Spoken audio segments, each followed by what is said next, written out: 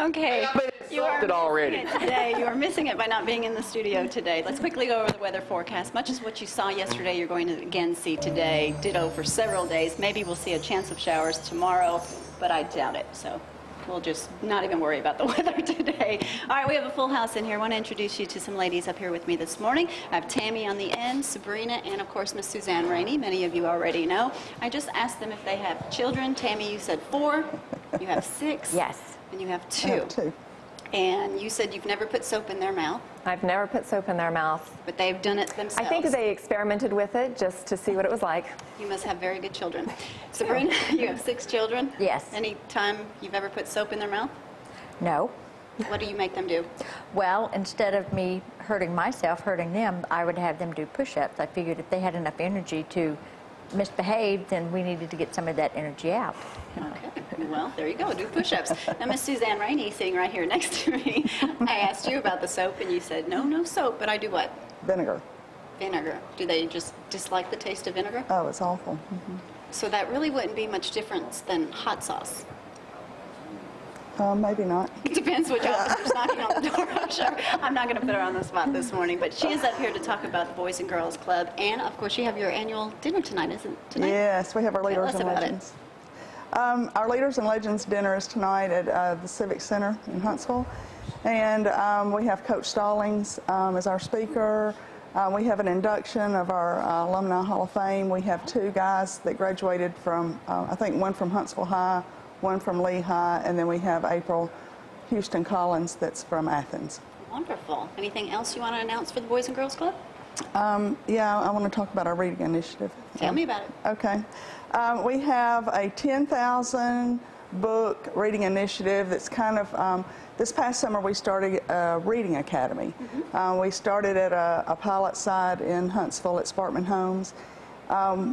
We had 88% at the end of the summer who were at their reading level, and that is the whole idea, is to try to get kids, to their reading levels. We learn to read through the grade of 3, and then we read to learn, after 4th grade and up.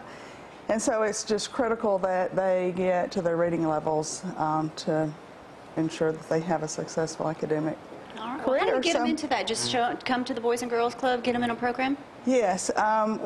We have like a book drive going on throughout all of our clubs in Madison and Limestone counties. Our goal is to reach 10,000 books, that we get 10,000 books donated and that we get kids reading 10,000 books.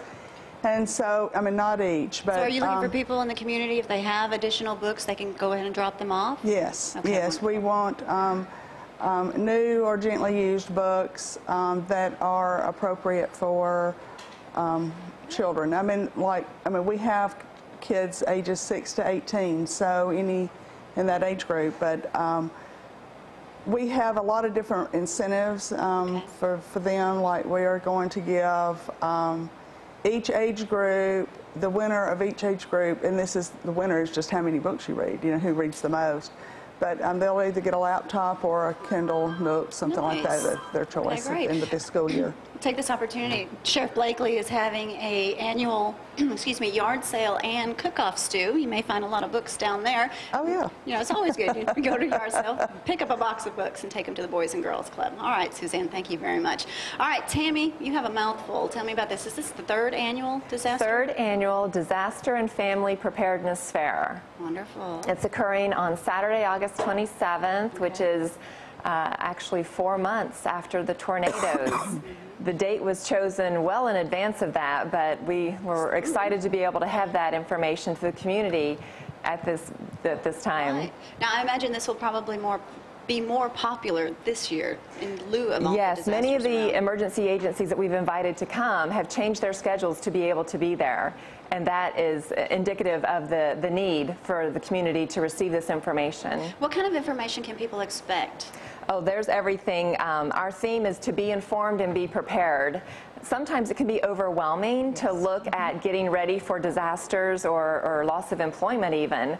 And so we are covering all kinds of classes and exhibits bread baking, water purification, how to choose and properly use a generator, which I think will be one of our more popular classes in lieu of the tornadoes. I think I'm going to send Jamie to that one. Family evacuation plan, emergency plan, emergency preparedness for children. We're also covering debt reduction, how to eliminate debt, budgeting, will preparation, anything that can help people feel more comfortable if an emergency comes their way. All right, Sabrina, have you been there in the past? Yes, and I think what we're trying to do too is that too many people feel overwhelmed when emergencies happen, and actually an emergency is not an event.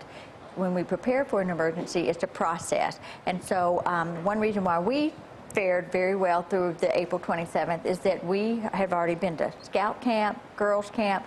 We had all this stuff on hand, and because my husband and I still remember what our parents have taught us about being prepared and making do from when they grew up in the end of the 30s, that we just knew how to change our resources and change our mindset and not expect, you know, instant gratification. So this kind of takes the edge off the emergency of it, and if we can prepare ourselves and just have it as a way of life, then we can just all flow into it and flow out of it.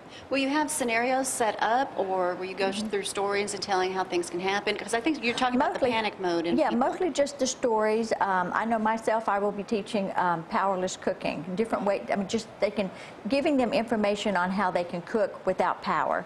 And I think this will take the edge and the uncertainty off, so that they can see that really on hand they do have a lot of ways that they can cook without power. I'm going to be lazy, and Dusty McLemore at Lindsay Lane want to say thank you. They fed everyone when the power was out here in the community, which was wonderful. So I'll skip the cooking and go up there. But you can learn a lot of information, so that's great. And it's a full-day event, and for children as well? It's family-friendly. In the outside of the meeting house where it's located, there will be the fire trucks and the police cars, so they can come and experience that, and demonstrations and some food samples of the cooking.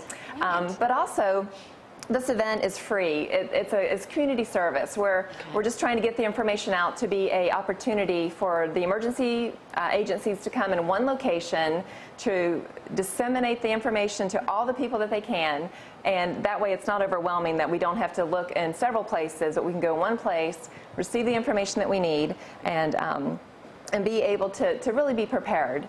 And again, the fun thing about this is we can be prepared now, although an earthquake just hit yesterday. Right. So that is one of the things that we will be covering. One of our keynote speakers is coming from the Emergency Management Agency, and one of the events that she'll be talking about is earthquakes, which can happen here even in North Alabama. Right. Our other keynote speaker is Mark Newell from American Red Cross. Okay. There's a lot of information. We hope the community will attend. Now I know it's August 27th. When, or where rather, do people need to come? There's a website that can be put up there, but the information is going to be shared at the LDS Meeting House at Sparkman Drive, just north of 72, and it's 8 a.m. to 3 p.m. Come and go at your leisure. All right. Well, thank you, ladies, for being with us this morning. You. If you need that Thank you. information, you can always email me, ztv@jamiecooper.com, and I'll pass that along for you. All right. No more vinegar. No, I'm kidding. All right, we're going to take a quick break. When we get back, we'll talk with Jan White and, of course, Roy, Seth, and Mark. Stay with us.